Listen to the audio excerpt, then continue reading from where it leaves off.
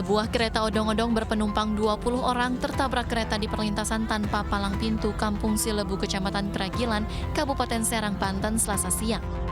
9 orang meninggal dunia terdiri dari 3 anak-anak dan 6 ibu-ibu. Para korban langsung dibawa ke Rumah Sakit Dr. Derajat Prawira Negara, Serang, Banten. Sementara sopir kereta odong-odong langsung ditahan di Polsek Kragilan untuk dimintai keterangan. Ketika odong-odong menyeberangi rel, kereta melintas dari arah Merak menuju Rangkas Bitung. Odong-odong tertabrak di bagian belakang dan terpental.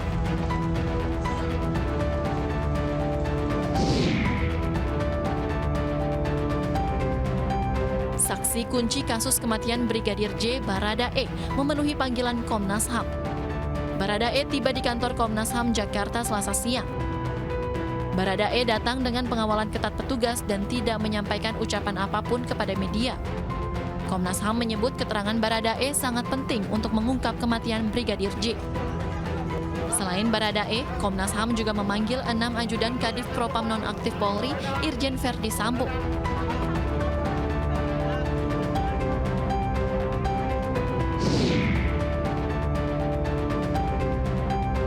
Polisi masih memburu Kopda Muslimin, anggota TNI yang diduga menjadi dalang percobaan pembunuhan istrinya sendiri. Kopda Muslimin diduga menyewa pembunuh bayaran untuk menembak istrinya. 5 hari pasca insiden terjadi, tim gabungan telah menangkap 5 pelaku. 4 orang merupakan eksekutor lapangan dan 1 lainnya sebagai pemasok senjata api.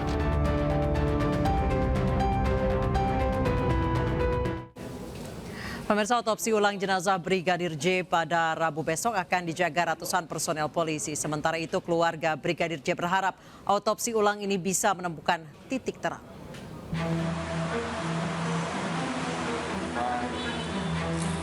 Sebanyak 358 personil gabungan Polda Jambi dan Polres Muaro Jambi diterjunkan untuk mengamankan proses otopsi ulang jenazah Brigadir J yang diagendakan Rabu besok. Personil gabungan tersebut akan ditempatkan di sejumlah titik, diantaranya pemakaman dan rumah sakit. Karo Ops Polda Jambi menyebutkan pengamanan nantinya mulai dari proses penggalian makam hingga membawa jenazah ke rumah sakit dan kembali ke makam untuk pemakaman kembali jenazah Brigadir J. Kita amankan di lokasi, baik di kediaman, rumah duka, di tempat pemakaman, di rumah sakit, dan tempat-tempat lain yang mungkin telah tertutup. Sementara ayah Brigadir J berharap dengan otopsi ulang jenazah anaknya diharapkan akan menemukan titik terang.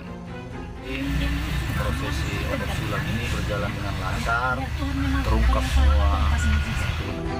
Proses otopsi ulang jenazah Brigadir J melibatkan banyak pihak seperti Komnas HAM.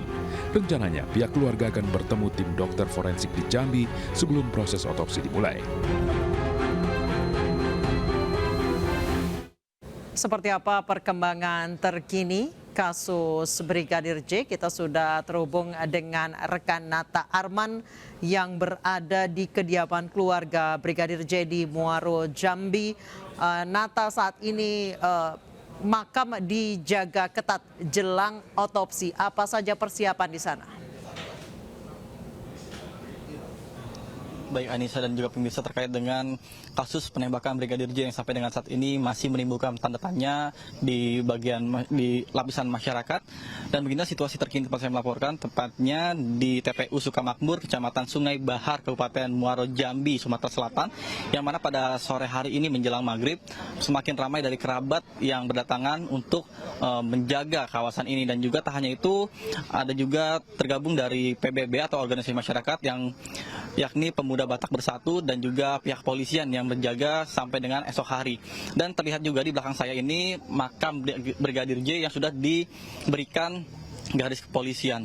Kemudian untuk besok sendiri akan dilaksanakan pembongkaran makam ini pada pukul 7 pagi yang dimulai dari doa bersama dari pihak keluarga, kemudian juga dibongkar bersama dengan 5 orang kerabat yang tergabung juga dari PBB yakni Pemuda Batak Bersatu, kemudian 2 orang yang akan membuka peti.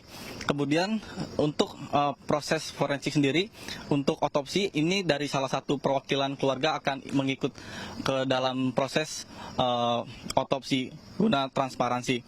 Dan tak hanya itu, dapat kami sampaikan juga untuk proses otopsi itu akan dihadiri oleh sejumlah pejabat rencananya dari Mabes Polri, antaranya ada Kadif Humas Polri yakni Irjen Pol Dedi Prasetyo, kemudian juga ada perwakilan dari Komnas HAM, serta dari Kompolnas yang tergabung dalam tim khusus untuk mengungkap kasus kematian dari Brigadir J ini. Dan juga diharapkan dengan adanya otopsi ulang ini bisa menemukan titik terang terkait dengan kematian tersebut. Ya, kembali pada Anda di studio, Anissa. Baik, terima kasih Nata Arman melaporkan langsung dari Muaro Jambi. Selamat bertugas kembali Nata. Pemirsa, kita ke informasi lain. Partai Perindo menyoroti perubahan 22 nama jalan di DKI Jakarta yang menyusahkan masyarakat. Adanya pergantian nama jalan ini, masyarakat diharuskan mengganti semua dokumen yang terdampak. Proses perubahan jalan tersebut menyalahi aturan karena tidak melibatkan DPRD Provinsi DKI Jakarta sebagai wakil rakyat. Walaupun pemerintah Provinsi DKI Jakarta tidak mengharuskan masyarakat segera merubah dokumen kependudukan dampak perubahan nama jalan di DKI Jakarta, Wakil Ketua DPW Perindo DKI Jakarta, Sugianto, menilai kebijakan ini merugikan dan tidak terlalu penting. Hal tersebut dibahas dalam podcast Aksi Nyata dari Kamu untuk Indonesia yang digelar Partai Perindo. Sugianto juga menyoroti keputusan Gubernur nomor 565 tahun 2022 tentang penetapan nama jalan, gedung, dan zona dengan nama tokoh Betawi dan Jakarta. Ia menyayangkan pengambilan kebijakan tersebut yang tidak melibatkan DPRD Provinsi DKI Jakarta sebagai perwakilan masyarakat di Jakarta. Badan pertimbangan itu terdiri dari eksekutif dan legislatif. Oke. Nah, kalau eksekutifnya legislatifnya nggak dilibatkan, berarti kan nggak memenuhi kewenangan itu. Berarti kan nggak sah gitu ya. Sebelumnya, 22 jalan di DKI Jakarta diganti Pemprov DKI Jakarta sebagai pelestarian budaya Betawi dan memberikan penghormatan kepada para tokoh Betawi yang berjasa bagi Jakarta. Tim Liputan iNews melaporkan. Pemirsa, ratusan atlet dan kontingen tim Indonesia akan berlaga di Asian Para Games 2022. Informasi selengkapnya akan kami hadirkan usai jeda.